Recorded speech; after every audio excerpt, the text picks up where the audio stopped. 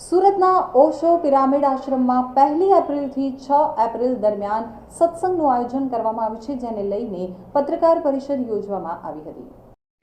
रविवार को आयोजित सत्संग में मुख्य विषय है कि बाहर की परिस्थितियाँ जैसी भी हैं वो तो वैसी ही रहती रहेंगी। हम अपने भीतर की मनस्थिति को कैसे बदल सकते हैं? क्या प्रतिकूल परिस्थितियों में भी कोई व्यक्ति शांत और आनंदित और प्रसन्न हो सकता है? निश्चित रूप से हो सकता है। हमसे पहले बहुत लोग इस अवस्था को पा चुके हैं, हम भी पा सकते हैं। सामान्यतः हम सोचते हैं कि परिस्थितियों की वजह से मेरी मनस्थिति बदलती है। किसी ने क्रोध दिला दिया, हम ये नहीं सोचते कि मेरे भीतर क्रोध मौजूद है, बाहर से एक सिचुएशन बनी उसमें वह प्रकट हो गया। किसी ने क्रोध दिलाया नहीं। समझो एक कुआं है, उसमें अगर पानी नहीं है तो कोई कितना ही रस्सी बाल्टी डाले उसमें से पानी नहीं निकाल सकता, क्योंकि पानी है ही नहीं। तो हम भी इसी प्रकार हैं, हमारे भीतर क्रोध बैठा हुआ है।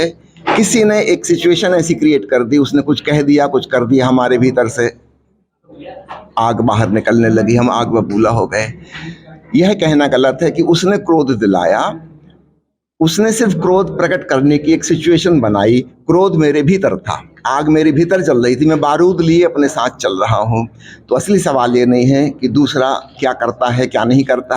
असली सवाल ये है कि मैं यह बारूद लिए अपने साथ क्यों चलता हूँ, क्योंकि अगर मैं बारूद लिए चलूँगा बार बार कहीं ना कहीं विस्फोट होता ही रहेगा।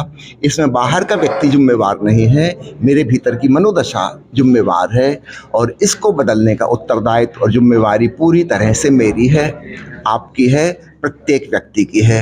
यदि आप चाहते हैं कि एक शांत, प्रसन्न और आनंदित जीवन जीना है तो आप जी सकते हैं। थोड़ी सी समझ, अशांति के कारण क्या हैं, दुख के कारण क्या हैं, एक बार कारण समझ में आ गए, निवारण का उपाय बहुत आसान है।